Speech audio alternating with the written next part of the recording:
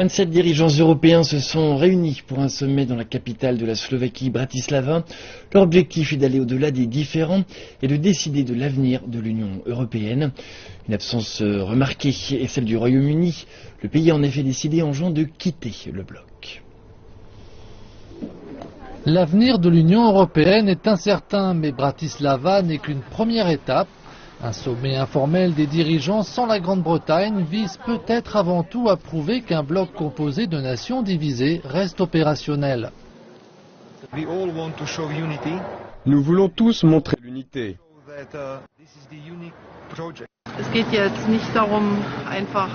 Il ne s'agit pas simplement d'un seul sommet, une solution aux problèmes de l'Europe.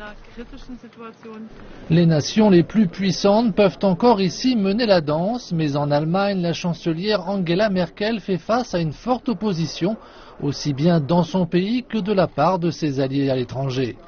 Une situation qui a peut-être conforté certains de ceux avec qui elle s'affiche sur cette photo.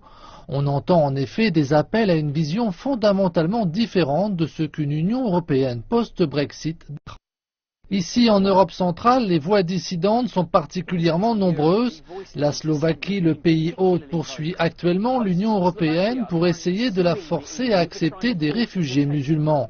Le Premier ministre hongrois Viktor Orbán a déclaré cette semaine qu'il ne voulait rien de moins qu'une contre-révolution pour retirer le pouvoir à Bruxelles et le restituer aux parlements nationaux.